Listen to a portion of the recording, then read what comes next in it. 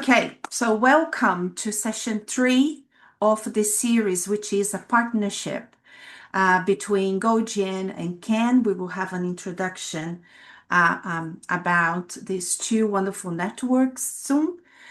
This session is about implementing EDI, equity, diversity, and inclusion practices in open education. So thanks for joining us today in this session. And to join the discussion, we have this amazing panel. And I'm going to ask them to briefly introduce themselves, so then you can see them and identify them as part of the panel. So our first one is Paco Francisco Iniesto. Paco, could you please briefly introduce yourself? Hello, everyone. Thank you very much for this opportunity to be sharing with you ideas about EDI in open education. In my case, I'm a brand new lecturer at the Universidad Nacional de Educación a Distancia, meaning National University of Distant Education, UNED in Spain. My background is I got my PhD at Open University in the UK, and most of my research has been focusing on open education and accessibility. Wonderful. Thanks, Paco. Paco will provide his perspective on student, learner, and user views. Okay, so the next one, Javiera Atenas. Hi, everyone. I'm Javiera. I'm based in Ipswich, and I work as senior lecturer at the University of Suffolk. Wonderful. Thanks, Javiera. And Javiera, based on her expertise, she will give us a perspective, a viewpoint of the teachers in higher education. Leo, you're next. Hi, everyone. I'm Leo Haberman, and I'm a program development advisor at University College London. And I'm also a doctoral researcher in open education and kind of institutional policy around that at the OU. Yeah, wonderful. And yeah, as he said, he will give a policy level perspective. Saraswati. Hello everyone, it's me Saraswati Dawadi. I am originally from Nepal. I'm currently a research fellow at the Open University. I've been working here for over 5 years now. My research is mainly around inclusion in education, and it's lovely to see you all here today. Wonderful. Thanks, Saraswati. As she mentioned, as you can imagine, she will give a perspective, an international perspective with Global South lenses. And my name is Carina Bossu, and I'm a senior lecturer at the Open University in the UK. And I will chair the panel, so I will just coordinate and not do much. Okay, so before we continue, we want to give you a little bit of an idea of this partnership. So between CAN and GoGen, I'm going to ask Tom to come in and give a little bit of a overview of the Knowledge Equity Network. Tom, the floor is yours. Thanks so much, Carina. And it's great to be here and great for Knowledge Equity Network to be collaborating with GoGen and all of the speakers joining us today.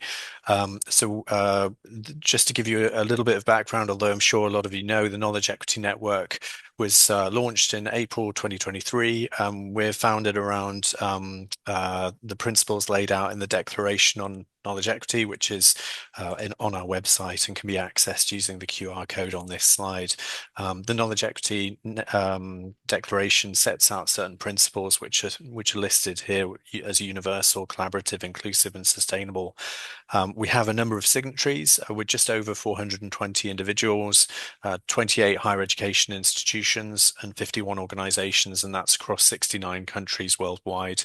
And we're essentially set up to look at ways of overcoming and understanding the challenges and barriers that need to be addressed around opening up access to education and research, including those around reward and recognition across the higher education sector. There's a lot more to it than that, but I don't want to take up too much of the session today. But just to say thanks, Carina, for chairing today's session, and we're really delighted to be working with GoGen on this series. Thank you. Thanks, Tom.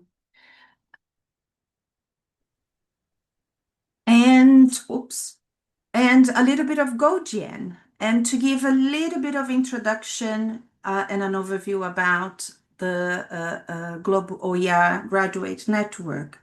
I'm going to ask one of our co-directors, Beck Pete, to come and briefly talk about it. Beck. Hi, everyone, and thanks so much, Carina. I'm really delighted to be here with you all, and welcome to this session, and a massive thanks as well to the panel. And we've got an awesome lineup today. Really excited for the discussion. So as Carina mentioned, my name is Beck Pitt. I'm the co-director, one of the co-directors of the Global OER Graduate Network. And GoGN supports doctoral researchers working on open education topics around the world. We have around 200 members and a wider community of practice of around 280 other folks. That could be anything from supervisors to master's students to anyone with an interest in what we do. So we would like to warmly invite you to join the network. You can find out more on the QR code in the corner. We do lots of fantastic collaborative work with our members and the wider open education community, including, of course, this fabulous collaboration with the Knowledge Equity Network as well. I'm really excited and delighted to be collaborating with Ken. So without further ado, I'm going to hand back to Carina now. Really excited for the session, and thanks everyone for being here today. Thanks, Beck. Okay, let's get started. So I put a slide there just to give us an overview of the topic we would like to approach. So a lot of us here have been working open education for some time, doing our research and finding that, it's a powerful tool for expanding access to learning resources and fostering inclusive educational environments. But the effectiveness of open education initiatives is often undermined by still existing systematic inequalities that limit participation and engagement among diverse populations. So what we wanted to do in this session is to explore some possibilities for the integration of EDI practices in open education. So this goes really well aligned with the previous work I've been doing in GoGN, where we explore EDI in open education in different contexts, for example, in Africa and South America. But now we want to move on to the practical level. So we want to move from theory to practice. And with the help of our panel members, we wanted to find practicalities on how we can implement some of that, some of EDI in open education at student level, learners level, which is Paco's expertise, at teachers level, which is Javiera's expertise, policy level, which is Leo's, and also an international level, in particularly a Global South, which is Saraswati's expertise. So as you can see, we have the right panel here to have that discussion. So I'm going to move to the panel members then. So what I'm going to do is to ask one question at a time, and I'm going to pass on to the different members of the panel. So each member will answer the first question first, and then we will open to the participants to engage with that information. Then we will move on to the second question. Hopefully, we will be able to discuss these three questions, which are very interesting and important, but we understand that sometimes we get excited and we don't want it to, hinder discussion. So if we can at least manage the two first questions, that would be great. Okay, so I'm going to start with Paco and talk about, at student level. I want to ask you, how can institutions effectively integrate EDI principles into open education practices to ensure equitable access for all students, regardless of their background or abilities? What do you think, Paco? What would be the practicalities? Thank you very much, Carina. I will try to be brief, but from my experience, even the framework of universal design for learning wasn't thought on EDI values. Indirectly, it covers quite a lot of principles that might help students with diverse needs. For example, something I found very useful is, as much as possible, try to involve students in co-creation and co-production of materials in the open educational context. As well, if possible, adding multiple language or support translations can be really handy to support linguistic diversity, which is something obviously very common. In that sense, as well, foster agency and representation of those students in the solutions, in the OERs, in the products that are being produced, in the practices themselves, so that kind of empowers everyone and helps. In that sense, those students, and thinking about, from my experience in distant universities, obviously there is a strong focus on accessibility standards, and all educational resources try to comply with those standards, such as the CAC. So students with accessibility needs have equal access to all those materials. Also, we need to take care about the students have all the tools they might need to access the content. And that means not necessarily all content has to be available online. We need to take care students might need to access content offline and might need to download content and take it away and work on the move, etc. Many different realities. So as well, in that sense, obviously, because the values and because the cost, it's important to engage with those platforms that provide free and open access to creation and the access to the materials in the way that's possible. So that would be a bit of the different takeaways from my experience in terms of student view. Thanks, Paco. Thanks. That's very interesting. So if the participants here would like to ask Paco any questions, leave please in the chat, so then we can go back to those questions. Thank you very much, Paco. So we will move on to understand the teacher's perspective. So Javiera, how do you see this? There might even be some overlapping between what Paco said and what could also be helpful to teachers in terms of practicalities to integrate EDI in open education. What do you think, Javiera? Well, I think we need to look at the dimensions of student diversity beyond what we normally understand: gender, race, and disability. I think there are 4 dimensions that are quite interesting that, from my perspective as an academic, I always think about, and in terms of how do I design not just resources by my curriculum, and it has to do with educational dimensions in terms of kind of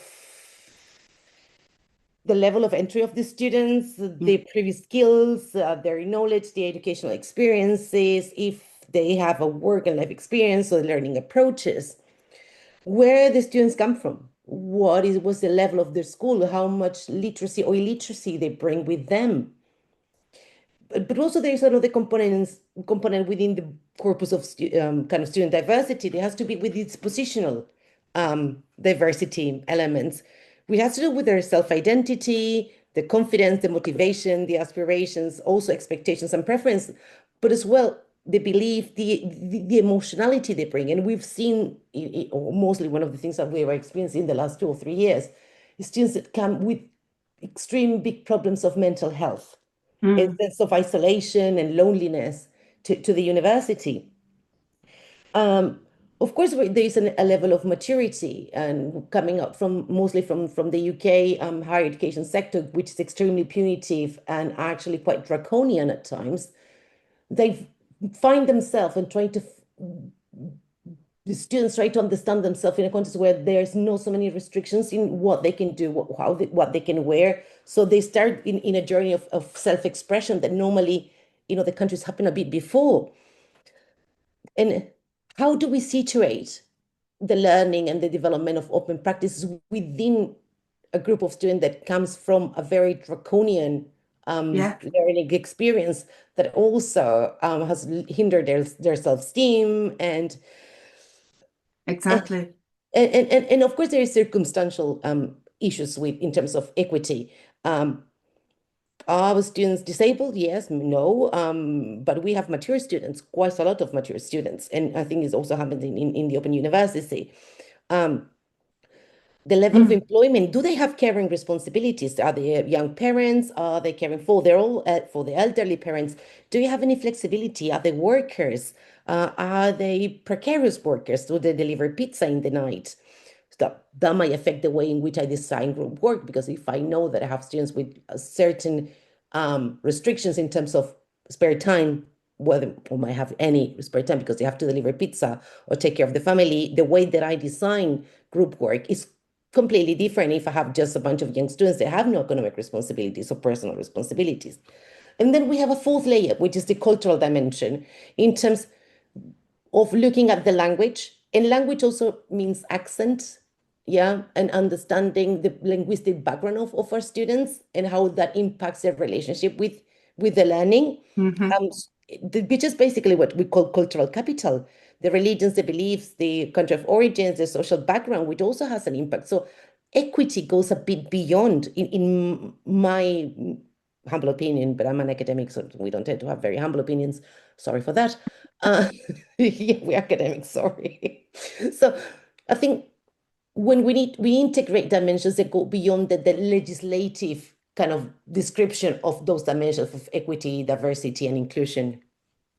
Yeah, no, thanks for that. And there is also that this is all on students, what you mentioned, and preparing the teachers to deal with all these diverse students can be also a challenge, which probably will come in the next question. But yeah, thanks for that.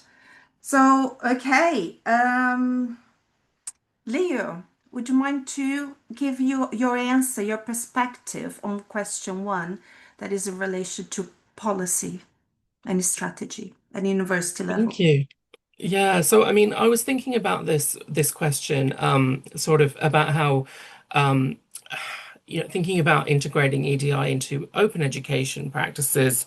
Already, of course, when we're talking about open education practices, at least we are a bit more oriented towards equitable access for all students than we are in the kind of the marketized normal higher education of the institutions that we in the UK work in, and in many parts of the world where access is so restricted for reasons of, have people reached a particular entry tariff? Even the term tariff I find very financial, or else it's restricted by the fact that you can afford to pay to do a particular course. And so when we're thinking about open practices like OER and MOOCs or other kinds of sort of online open learning, then we can offer access in a much less restricted way. But it doesn't mean that it's without barriers. And Paco and Javier have touched on those. So the technology, having access to it, having skills and using it, language.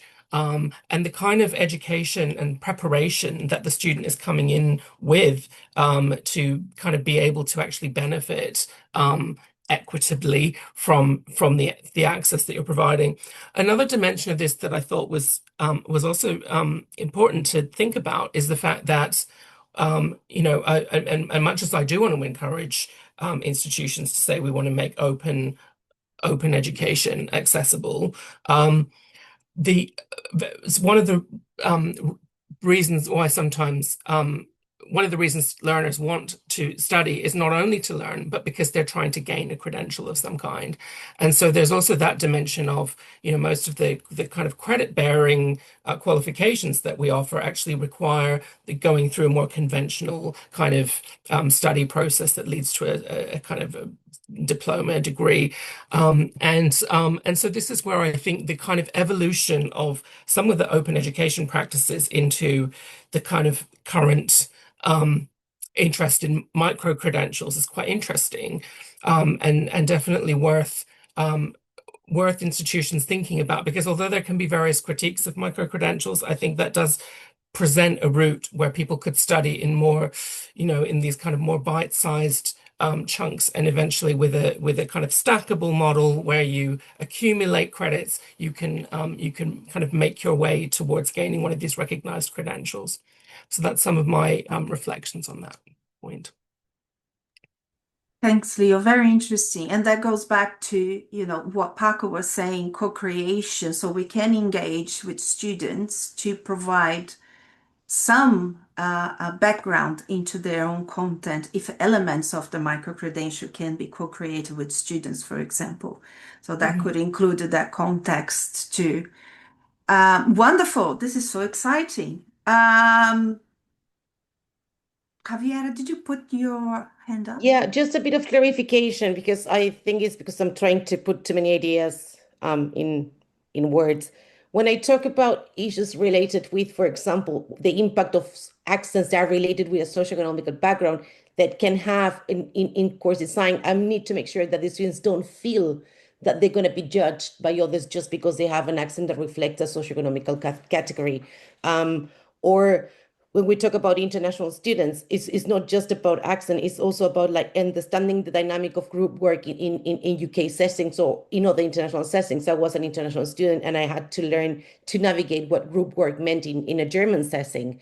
So when we consider that, is how do I design intentionally the activities of my curriculum in order just to promote an equitable space for everyone, regardless of the background, their accent, their needs, just to make sure that students that have to do work in the evenings don't miss opportunities to learn because they cannot meet with the peers in the evening to do the group work. So it's just kind of that rationale. I wish I could explain it longer, but yeah, that's basically it.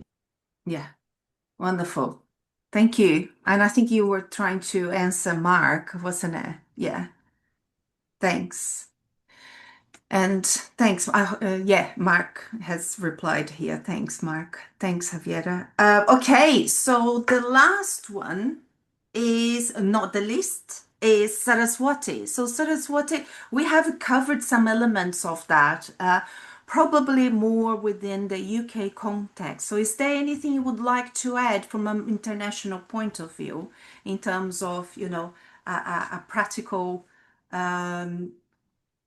perspectives and strategies we could use to implement EDI in open education in the Global South? Yeah, thank you. So maybe I want to focus more on teachers' aspects here. So for me, I think it's particularly talking about the Global South context. I think it's really important to make sure that people have equitable understanding to OER. Here, I just want to give an example of an OER initiative taken by the government of Bangladesh. Like we did a research project last year in Bangladesh. The project aims to it focuses on teachers' professional development on numeracy teaching. And our understanding is that the program has been hugely successful. However, we could notice some, EDI issues, like teachers didn't have equitable understandings of the OUR resource they were going through. For instance, the course focuses on how teachers can use locally available resources in their numeracy teaching in their classroom. But when we found that several teachers have already done the course, but when we were interested in how they have transferred their knowledge into their practices, then we found that many teachers have not done that. Some of them, they have done very brilliant job, but not all. And then we found that, teachers, they were not transferring their knowledge because they thought that they didn't have good technology. They didn't have access to technology. But the focus of the OER was not on technology, so so that means maybe there was a gap between what the designers of OER they intended to achieve and what the real teachers, the consumers, wanted to learn or to apply. So we saw a clear gap between the two.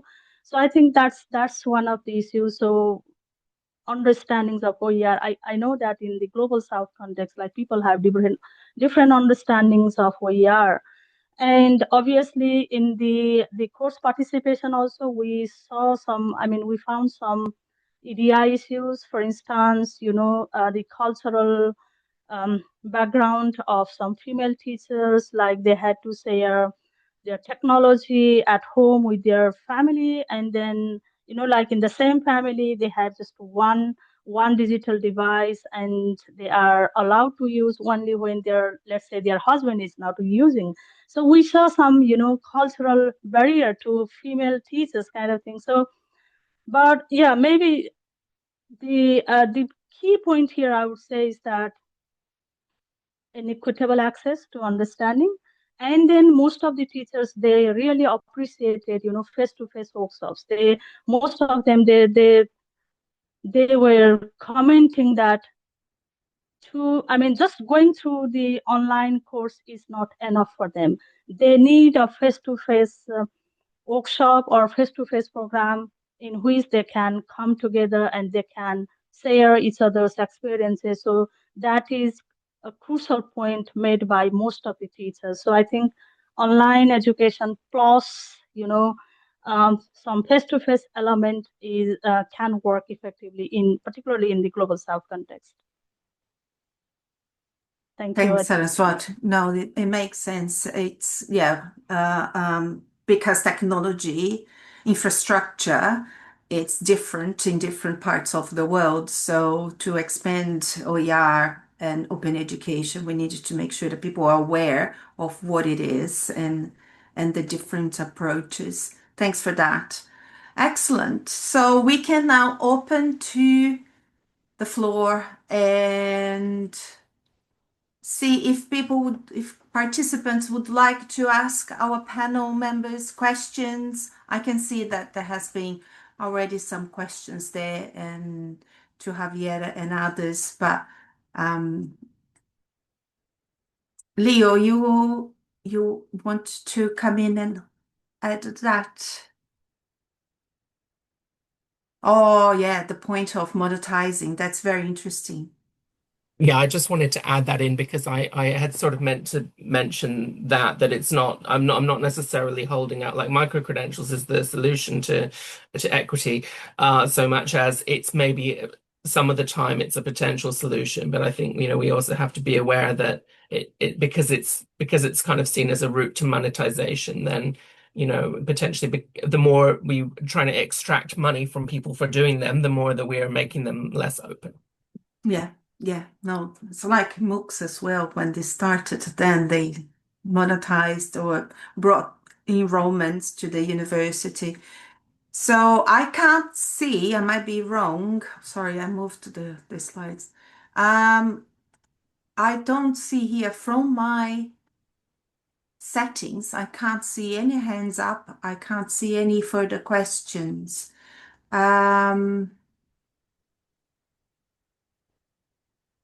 Is it the case?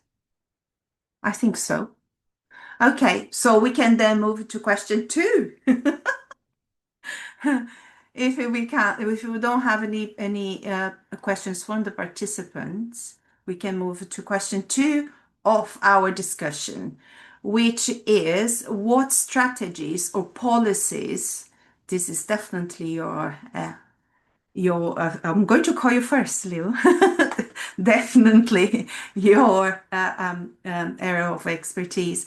What strategies or policies have you found most successful in fostering faculty engagement and professional development, you too, Javiera, around EDI and open education initiatives? So, Leo, what do you think?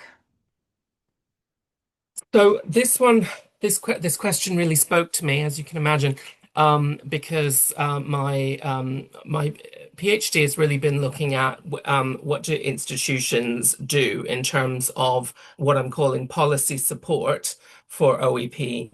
And I'm kind of fusing the idea of policy and support into kind of one bigger category there, because I feel like, yes, you can have a written policy where the university, for example, says we at this university we love OER or similar. And that may or may not actually have many material effects on whether people are actually doing it or not doing it. I think that it's obviously it's better to have these pro open education policies than not have them. But I think it needs to come along with quite a lot of other factors need to be in place.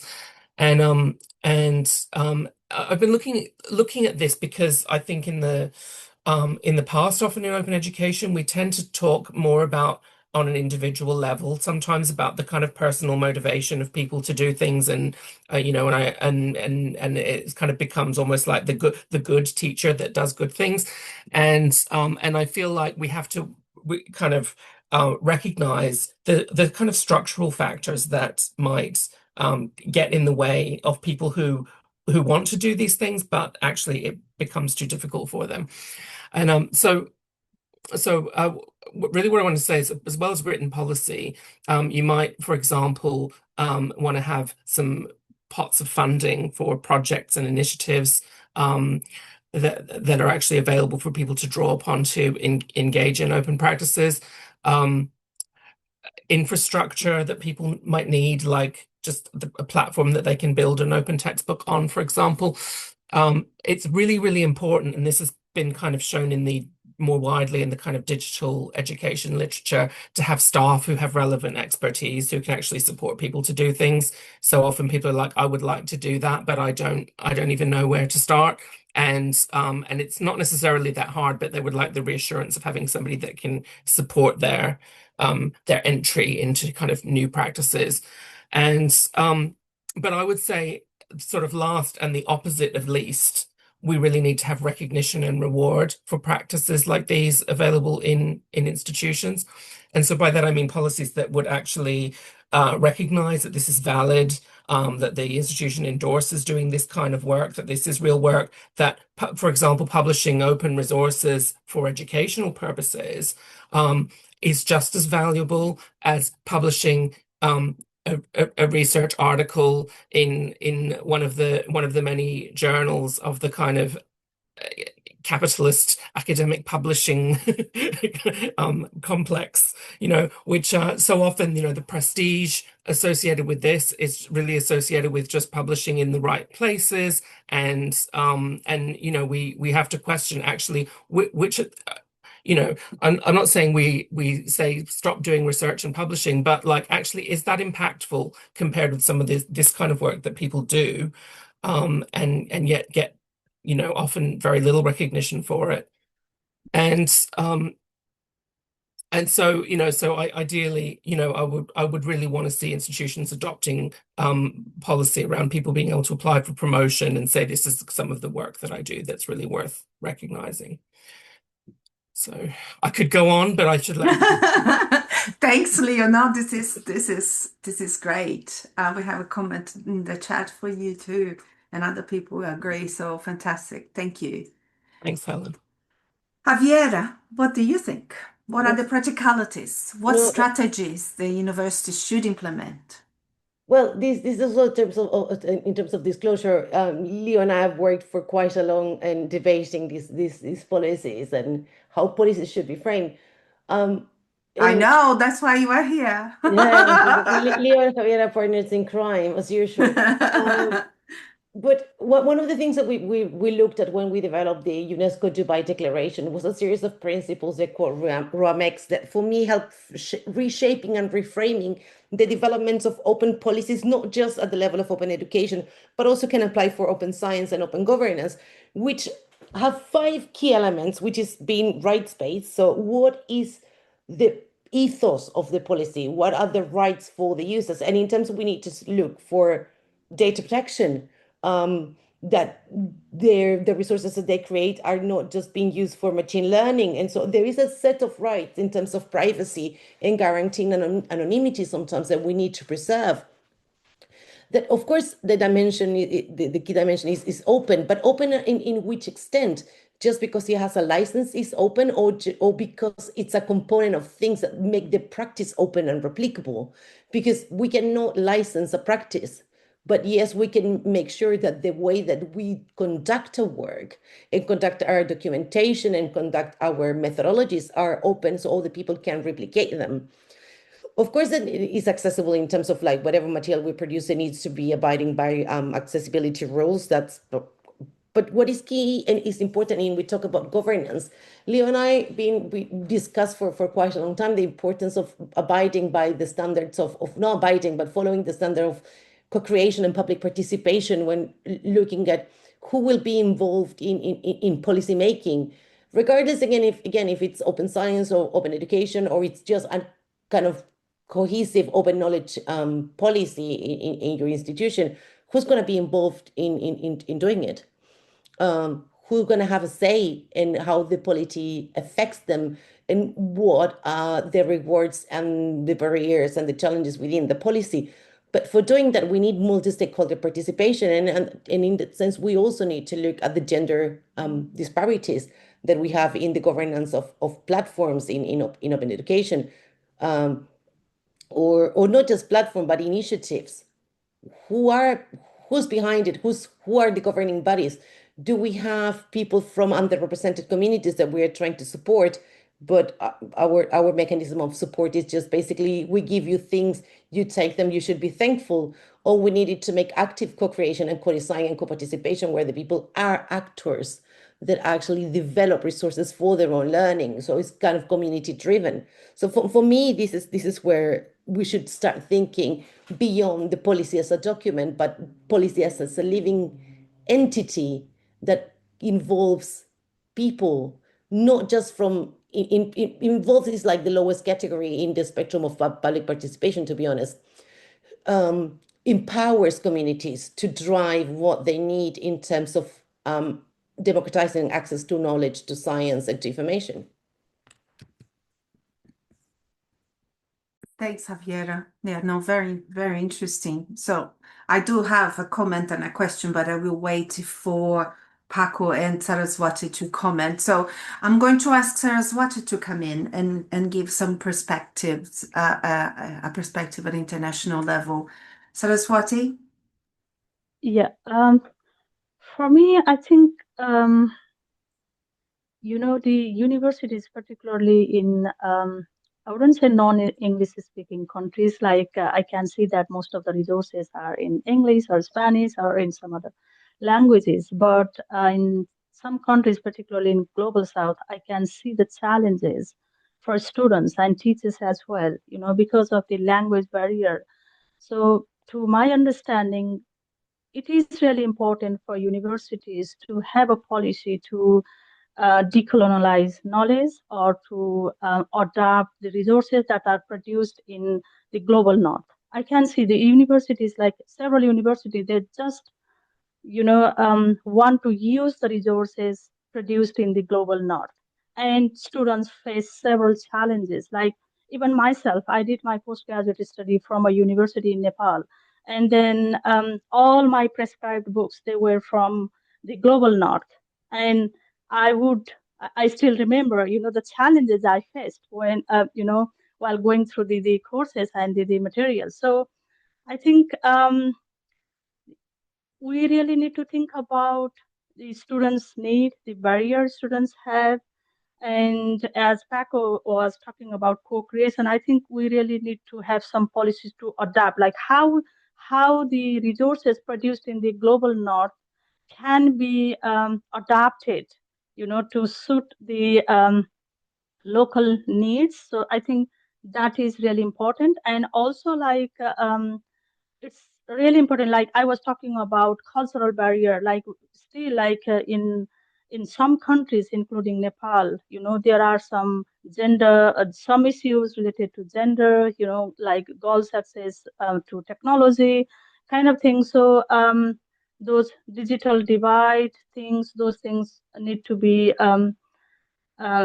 need to be considered. And yeah, I think these two things, particularly gender digital divide, and then the practice of just adopting or using the materials from the global north, need to be, be considered, I think. Yeah, these two issues I just want to highlight. Thanks, Saraswati. Yeah, language can be problematic, and using materials all in English can make it difficult sometimes to decolonize education within the country if you use all the materials, but you still have to have options. Yeah, and also because of the cultural differences, it's really difficult to understand. So one thing is about language, another is about culture. Yeah. So yeah. Wonderful. Thank you. Paco, your turn. Thank you very much. I think pretty much has been already said by experts, but I guess one aspect is that we and now back in Spain realizing how many detail and good policies are being written, and how very little resources are put into helping those who need to fulfill them.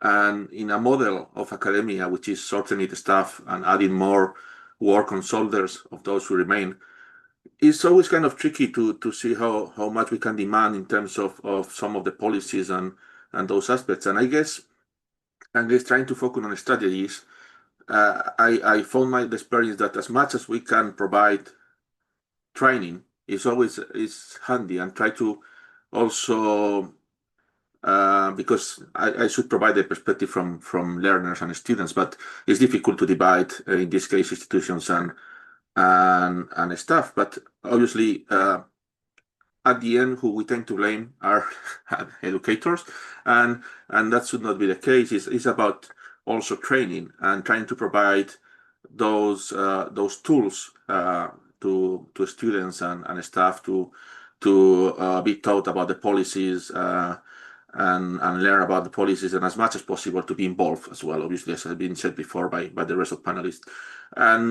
And one thing I found useful in terms, usually it demands resources, which is again a key problem.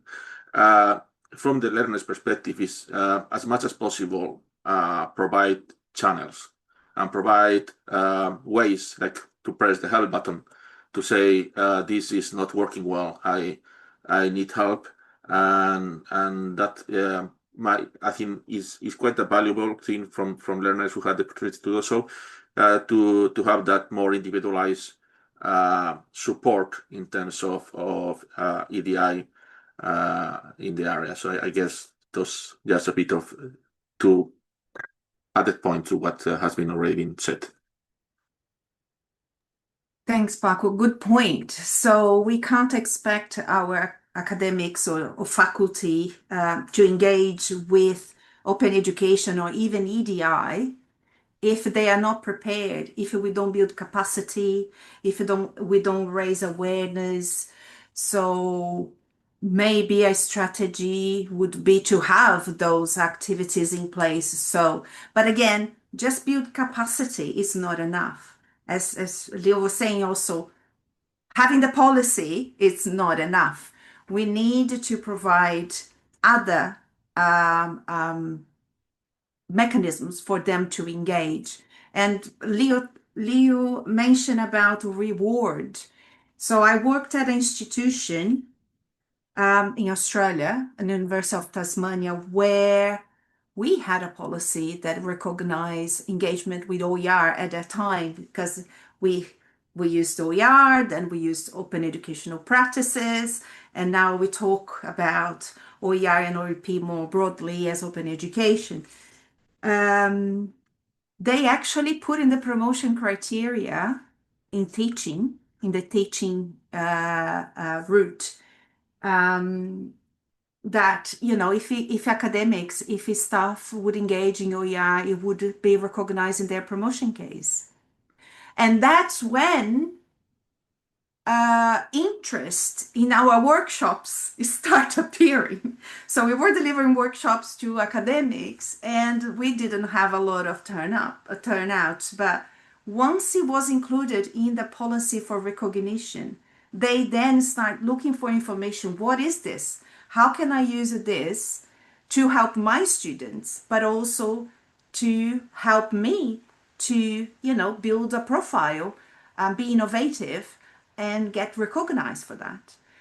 Unfortunately, that policy doesn't exist anymore because the people supporting that left. And that's another problem we have at our institutions, that people come and change things. Even when it works, things go. But that definitely increased the engagement of. We even create a repository of OERs at that institution because there was so much engagement, so much interest. So it works if if we continue and sustain that project, that strategy, that project, I would say. Yeah. So that is my comment. So do you see this working in your institutions, Leo, Javiera, Francisco, and Saraswat? Do you see getting this policy that is also, that is recognition and capacity building? Would this be something that would work in your institution? Leo? I'll just jump in to say that I don't yet have the evidence that it's working, because I've really been asking people about more about what do they see as being the issues, but also to some extent with people who are involved in policy about how they're trying to make policy kind of solutions to some of those issues. So I think we're still kind of not necessarily at the point where we have I think there are some good institutions, but I think that this is still early days for actually having a strong policy for this around the sector. Yeah. But I think we know what people see as being the issues. Yeah. And it's probably will come up at question 3, which are the challenges. So would any panel member would like to comment? Yes, Javier. Well, I think in my institution, we are in transition because we just signed the COARA agreement, which will make us change the way in which we transform the research cultures, which had brought an immense discussion on how we do science and also how do we use outputs from science and from evidence to enhance our teaching practices. So we are in the process of co-creating, and we're like a newly established working group to develop an open science-open knowledge strategy. Interestingly, it drives from the science side of academia or my university rather than from the learning and teaching.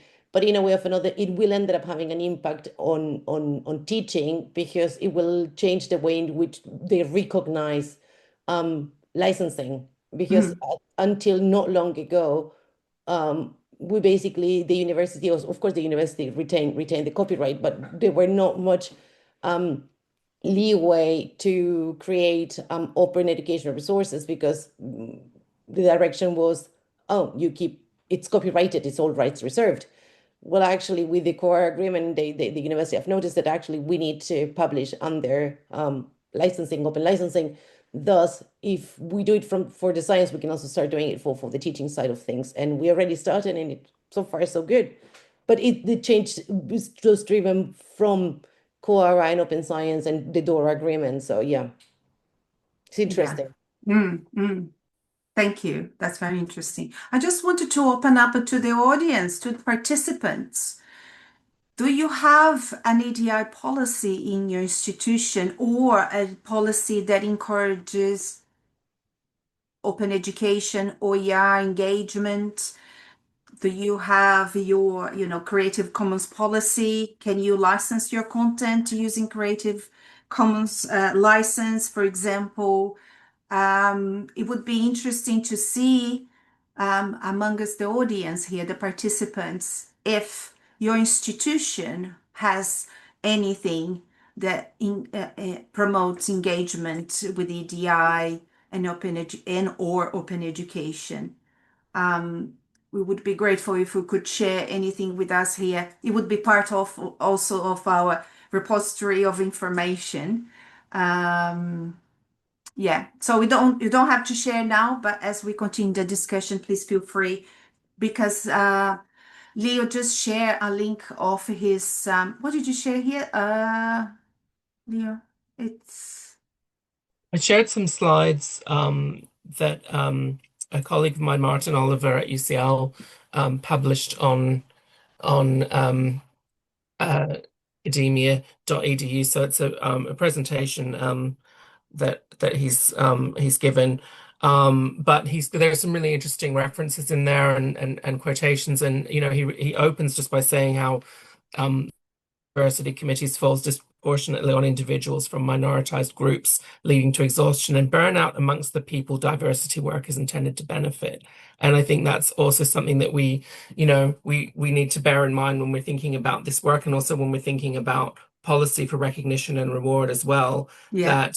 Then this sort of anticipates, I guess, something that I would say in relation to question 3. Maybe I should just say it now.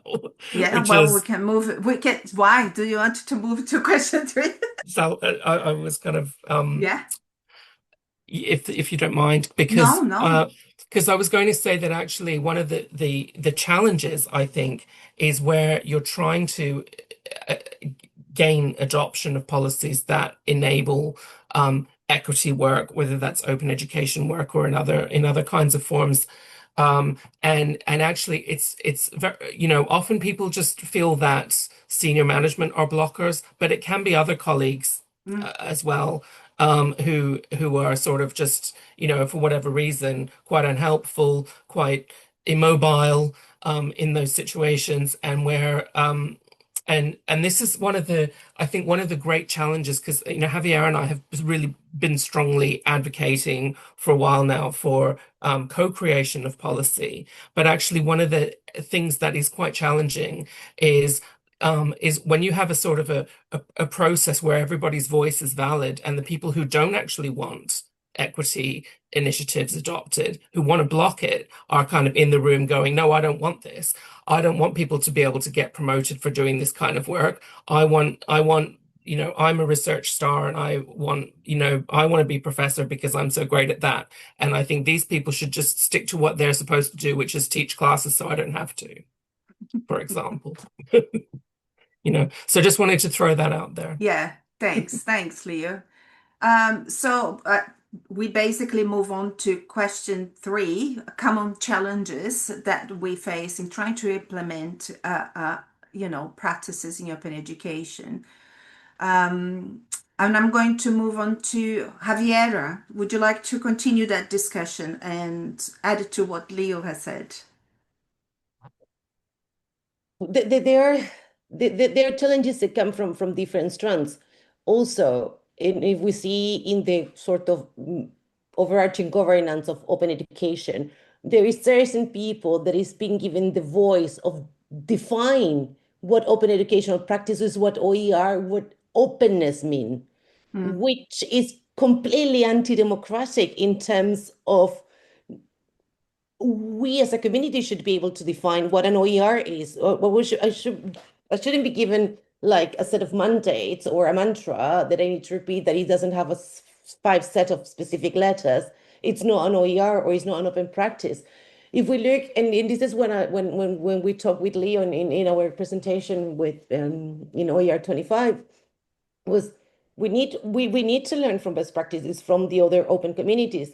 The idea of co-creation is being standardized by the open government community. When we look about indexing and providing metadata to our open educational resources, there is a set of principles that come from open science, is the principles of FAIR. There are all the principles within open science that are related to they're called CARE. There are practices within in terms of co-creation and co-design and development of resources that come from the open source. So I think one of the problems in terms of governance is basically it's been extremely masculinized. If you see who are the people in the open education world, it tends to be heavy skewed towards men, white Mm. men also from White the men. US. They have a very particular cosmovision of the wrong and the right because they all belong to a certain kind of hegemonic group. So how are we going to implement principles as the raw makes it is based on principles and equity on different stakeholders in participation of women, where actually we have been dictated as open education movement for a while, a set of rules of behaviors and actually moral conduct by a set of men. I think this is where we need to start doing an introspection. Of course, there is a group of fantastic women, and you're part of it. Beck is part of it, and there's many other women, but many other colleagues from color, from different backgrounds that have been debating this for years. But I think it needs to be more transparent and more obvious. And I think we put it in a paper. I don't know if Leo can trace it down. It's called the sort of the geopolitics of openness. And I think this is very important when we look at the landscape. First, we need to change the landscape to be able to change the narrative. Then those narratives will shape policy and strategies. Yeah. Because if the dominant voices keep being the same, we're not going to move as fast as open science is moving, for example, or open government is moving. Thanks, Javier. I'm conscious of time, so I'm just going to ask if Paco and Saraswati would like to add to that very briefly. Yeah, thank you. Very briefly, just a line. One thing that worries me about the challenge in implementation of EDI in open education is a common problem in terms of time. How much time passes in between a policy is developed and then is implemented at university level? It takes sometimes so much time that is difficult to. I mean, you get new problems at the time that's been in place, and also the fact that avoiding, and that's been said before, avoiding it becomes a simple checklist. Do we follow EDI? Yes, no. That is much more complex than that. So obviously, you need engagement and understanding of those involved in following those policies. So that's my takeaway. Thanks, Paco. Saraswati, do you want anything to add? Yeah, just one point, I guess, like in the context of Global South, I think one of the major challenges is lack of expertise in OER. For instance, like I was talking about adapting the resources from the Global North. Like even if they want, there is a lack of human resource actually. So Yeah. I think that's another challenge. Yeah. Thanks, Saraswati. So I'm conscious of time, but before I go, I wanted to prompt you to the recording of existing series, webinars from this series. Remember, this is number 3, but we had 2 already, and you can access that. The record is in that QR code. And please register to the ones coming up.